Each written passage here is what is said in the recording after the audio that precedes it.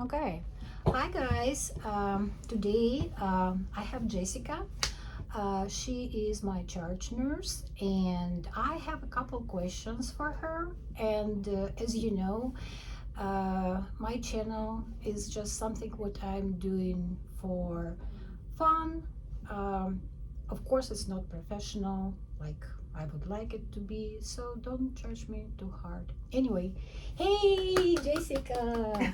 So, my first question is please tell me about your journey, how you became a nurse, why did you decide to be a nurse, and why I.C.U. Okay. I guess why I wanted to be a nurse was I've always liked to help people. I mean, I think that's probably what a lot of people say when they want to become a nurse is they always wanted to help people, but also my grandmother was a LPN and she was the one that was kind of like encouraging me to do it. But I remember saying to her that I was like, I don't want a white butt. Anyway, after she passed away, I was pregnant with my son, my first son, and I was just kind of working in one wage jobs, and I kind of figured it's probably time to grow up since I'm gonna be a mom. And my grandma was probably right that I should probably be a nurse because I was working in customer service, and it's essentially the same thing. That's true. That's what's saying right now. They saying you have not a patient, but you have a client. Yeah. Oh, I hate that. Yeah. What do you think about this? Having clients here in I.C.U. Yeah, right. They're definitely not a client. Either we're not doing outpatient of anything of any sort. You know, when I think of a client, I think of somebody who is willingly coming to you for a service that you provide outside of the hospital. Not something that you're because you're being admitted inpatient. That makes you a patient. That's why it's called inpatient. But anyway, yeah, definitely healthcare is not what it is anymore for sure. So there's a lot of entitlement out there. There's a lot of I know best versus what our education has really brought out. So it's a hard push and pull, as you're aware. Yeah. Well, tell me more. Well, I want to know, like more, like I said, about your journey. So you decided to be a nurse. So, what you had to overcome? What was the difficulties to get over to become a nurse? Probably going through school first. It was me and my husband, and I wasn't working, and he was primarily working. And even though he had a really good job, at the time he was getting garnished a lot, like not just he was getting garnished for child support. He was kind of getting garnished for like alimony plus debt from his previous marriage, and so we were living like paycheck to paycheck, about $1,000 a month, and with a child that's really hard. So single income, and me trying to go to school. So I think that was probably the hardest part, was just the struggle of that. But thankfully we have a good mom, and she's very supportive. And yeah, so I think that's what was the biggest thing, is just having the support of my mom, because she watched my son a lot. Like, she pretty much raised him, if I was going to be honest about it. So that was probably the hardest. After being a nurse, like just going through nursing school and going through the roller coaster of emotions through nursing school and in itself, because for some reason it's so competitive. And to this day, I still don't know why. Well, I think a lot of people, they just go to nursing school because they think that's the good paycheck, and they just don't know what you have to go through being a nurse, what what your duties are, and this kind of stuff. So Yeah, I mean, I didn't know going in like what a nurse makes, but I definitely don't think it's enough when I went in. I agree on that. Here we, so like back in COVID time, we were essentials, and now we are greedy bitches. Yeah, basically, yeah. Basically, we are. Yeah. Well, I know that. So you got your master's degree, and I just would like to pick your brain about. You were in the management, and then you came back to bedside. So I want to know more about why did you decide to do it? I mean, yeah, so I was in management for what, like 3.5 years, I think, ish. I decided to go back to school. I still don't know if that was the best idea or not, but I'm going back to school for my doctorates, and I was being told I was not being present enough. So, rather than trying to, prove that I am present, I just decided for my own mental health that would probably be better and easier if I just stepped away from management and go back to the bedside on nights specifically. Just because, that works better with my schedule with the kids and stuff like that. But, it really isn't any easier. It's definitely harder. When you really want to compare the two, like working management versus working bedside. Like management is difficult, don't get me wrong, but like I would much rather deal with conflict of my staff and peers versus conflict of patients and their beliefs. And I don't want to say their beliefs because it's not really their beliefs, right? It's mostly like what they believe in healthcare, I guess.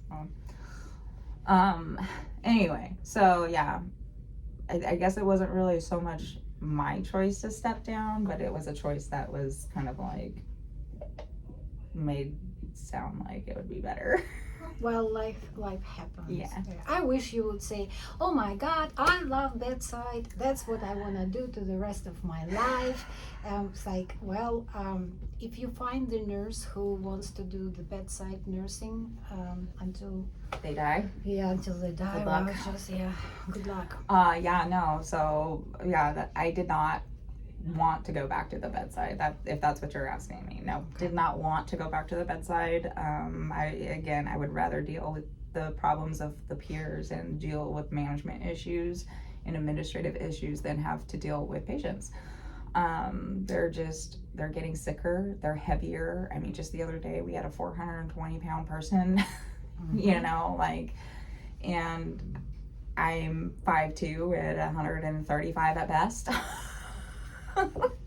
And so it's like they're getting bigger, they're getting sicker, they're living longer, and it's just like great. Modern medicine is great, but at the same time, is it really great? I think instead of people being prescribed drugs all the time, they should be prescribed better lifestyles.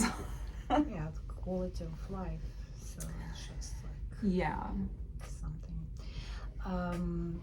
So I know that you were in the union, like union representative. Mm-hmm. So what do you think about that strike that nurses started at Providence, and what are your thoughts about how union is strong in Oregon? And I just want to. Yeah, the nurses union is really strong in Oregon, thankfully. I mean, the problem in itself is that healthcare shouldn't be capitalized. They're capitalizing, monopolizing on the quality or the patient, basically. We're on life, on health, the patient's health. And that's why they're having those issues over there, I feel like. Because those are Providence hospitals mostly, you know what I mean? And I believe it is a good choice because they are being asked to do things that are unsafe. We work really hard to get our licenses and such like that, like I was just saying, the roller coaster of emotion in itself is really hard. Plus, everybody's life struggles that they had to do to get there is always different. I feel like everybody struggles to get there because it's hard. So yeah, I think it's very much deserved. They deserve to have safe staffing ratios just like we do here. They deserve to have better pay just like I feel like we have here, And by the way, guys, we are working at Good Shepherd System, and we work in Oregon. This is rural hospital. Come and work with us, guys. The best hospital ever. Yeah, as much as I hate working at the bedside. I don't have much to say about the hospital itself because they take good care of us. It's just the job, right, that makes it really hard. My healthcare system, our healthcare system, takes good care of us. But again, we're private. We're not, we're not a corporate hospital. That when you have corporate hospital, you have corporate law, you have corporate initiative, and that's about the bottom line. And then really, it's nothing more than that. How can we cut costs and make more money? And unfortunately, that usually has to interfere with either the quality or safety of others and the care they receive. So so I think that the strike is good. I hope that they get something good out of it. People deserve to be safe in the hospital. They deserve to have good quality care. The nurses shouldn't feel like they're being burnt out, run down, and run out, or anything like that, and I even heard that the doctors are backing them up this time, so I'm so happy to hear that. I really am. That's what I've heard too. So guys, if you have any questions, feel free address them to Jessica. And obviously this is the first interview with Jessica, but I hope she will come kindly agree and will continue answering my questions and giving me her time. But one more question, just working in I.C.U, any story, just pick one for now. I know there's so many, but just pick one that you would like to share today. What do you mean, like story? Let's go this spooky story. How about the ghost? You remember, like, we were sitting at the nursing station and the room 7 was empty, and the call light started to go on, and we were just look at each other, and we were just like, I'm not going there. No, there's been some really freaky things. I mean, back when before we have, now we're really, really busy all the time here, before pre-COVID, we would have times where the department would be empty for days, right? So I remember sitting in the department by myself, monitoring tellies by myself in this department, so people can see you. And it's like dark, and I just remember all the call lights went off again, and I hear like some of the doors shut or something like that. And I like get up and I run out, and one of the supervisors like, "Where are you going?" I'm like, "I don't know, but all those call lights are going off, and there ain't nobody in there." Oh my God, yeah, that would be. There's just some funny things that happen in there, and of course, I think we always feel presence when we're alone too. There's been a lot of, as there's a lot of death in this hospital, so. That's a place, people unfortunately come here, and not all of them live in that place. Well, thank you so much for your time, because we used our lunch break to do this interview. Hello, management, we're working hard. But anyway, write your questions, and we will be back. Sorry, she's okay.